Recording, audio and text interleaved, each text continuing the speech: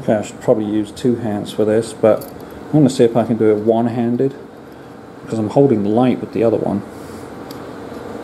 I'm just gonna, I've got one end down, there goes one, so it's not in the groove yet, and I'll just clip it in with this little screwdriver, push down one end, make sure it goes in the groove,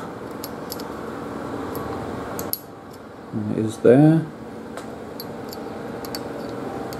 There's another point I can push down over here, but I think it's in all the way around. Oh, not there. It's in the groove there. And when it's in the groove, you'll have to get a light and look at it. It shouldn't be touching that inner seal, the one that points upwards. Okay, so this is the dust seal. This is the end that's going to go in the fork, and this is the tapered end. They've actually put a garter spring on the outside. Again, I've wiped the inside with a bit of oil and grease. You can see it there. So that those, actually two, are kind of lubricated. And I'll just drop that over the top and push it down. This one goes on a lot easier because it doesn't have any downward pointing seals. So it's much easier. And this one, pushed in by hand. So the inner one does everything, the top one keeps the dust out. Okay, I hope I get this one lined up properly. So I've got the fork tube, I've got the compression spring and the damper rod. I'm going to slide that in. I'm holding it this way so it will slide down slowly, and I can use my finger to make sure that this piston ring here doesn't rub too hard against the threads. And just let it slide to the bottom. Rattle it around a bit, and I don't know if you could hear it clunk, but when it clunked, that's when it slid over that plastic piece that's in the bottom already. Got to make sure that's in the bottom already. At this point, we're ready to put the bolt back in. Now, with the bolt, you notice I'm missing the copper gasket. It's actually stuck in there. So the copper gasket is stuck up there, so I have a bare bolt to go in. And we're going to set the whole thing up again, just like we did dismantling it, so that we can in fact tighten it back up. We could almost put a torque on it with this 1-inch bar. Okay, so I was going to put a bit of Teflon tape around the bottom here just to help it seal against the copper gasket that's already in there, the copper washer that's already in there and isn't coming out because it's grown. I've done it a few times, and copper gaskets swell if you use them a couple of times, and then they don't come out of the hole that they go in. But there's a copper one in there, so I'm going to try this stuff, this former gasket sealant. I'd really like to use the Teflon tape, but I'm going to use this stuff. I've got to put it on, wait a couple of minutes for it to get tacky, and then shove it in. And I'm just going to do this bottom area where I need it to seal, not the threads. I want to keep this stuff out of the oil, so I'm just going to do it around the bottom. Okay, so as the cicadas start up, I'll slide that in.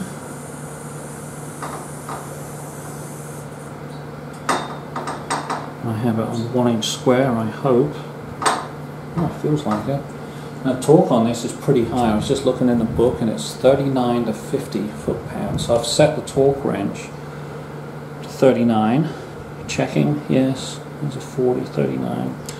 So we'll see if I can actually get that. That's a lot of torque.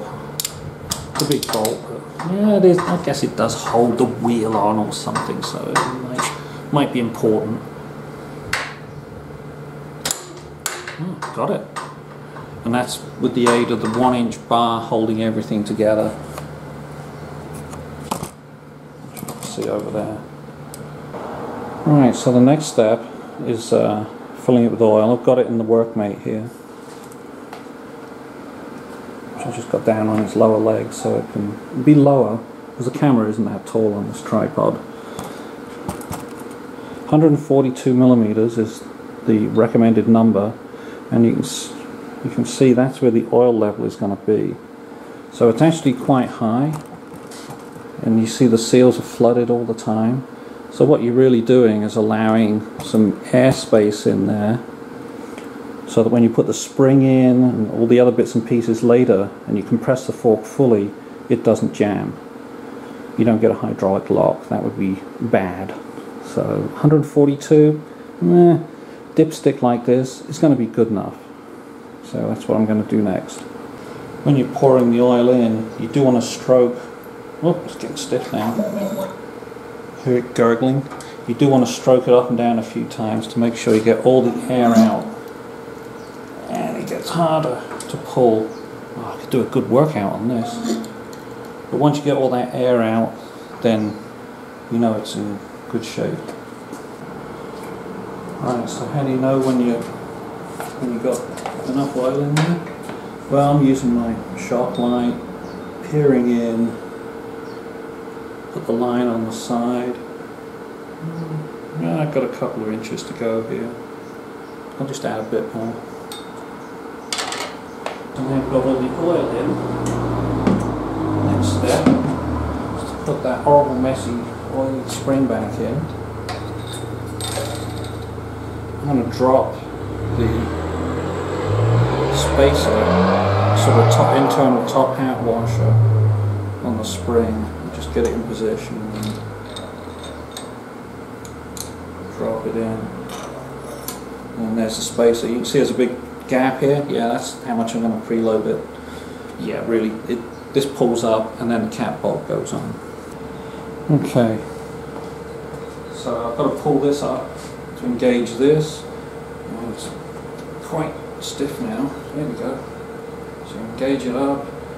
It's a little above the threads, so you can push down. I like to use, I've got a 22mm socket here. That helps if I can get it on. So I can push down and turn. So I'm turning the tube to get it onto the threads. And now it's on the threads and it's holding. So I'm just going to continue with that until the O-ring touches down. I'm going to put a little bit of oil on the O-ring, just a tad, just a little smear of oil. Then when I finish this off, and I'm just going to tighten it so it nips down. Alright, so I've got it out with the thing. I'm just going to put this on and just holding it. I'm just going to tighten it, and that's it. As soon as I'm grabbing it as hard as I can grab it, and as soon as it slips, because the hands are oily anyway. That's all the torque you need to put on it. The top clamp bolt holds it. It won't undo because the fork tube is so thin. When you clamp that tube on it, you can't move this nut. It doesn't come undone. That's all you need to do. Tighten it harder than that, like put it to the book torque, I don't know what it is, and you have a hell of a job trying to get it off. You start chewing up this aluminum hex. This is the best way to do it. Just leave it like that. Just wanted to show the set position for the fork. I'm going to use 10mm from the top of the cap. I think they want you to measure to the joint line, but I'm going to go 10mm to the top. So I've got this little depth thing on the end of this plastic vernier caliper. That's how accurate it is. I'm going to go 10mm. So at this point, I'm going to start by tightening the bottom. Just get that up to torque. Then I'm going to tighten the top, and I'm going to make sure I hold this with a pair of vice grips so it doesn't rotate.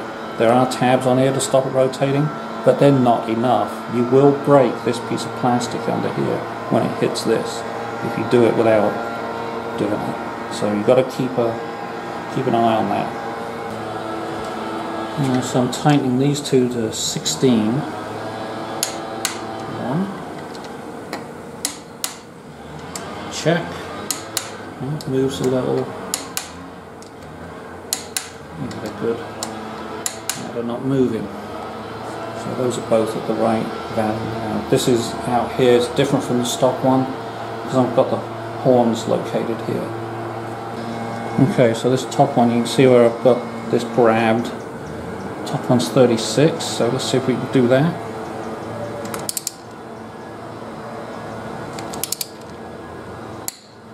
There we go. And on all of these threads, I've already done it before, all the threads, because I pulled them out, I put chain spray on each of them so they don't corrode in. Very important to do that, even on this steel bottom piece. The aluminum top piece is excessively important to do that. Otherwise you'll be ripping threads out. Right, so that's one fork leg done. I'm going to go back in and just do the other one.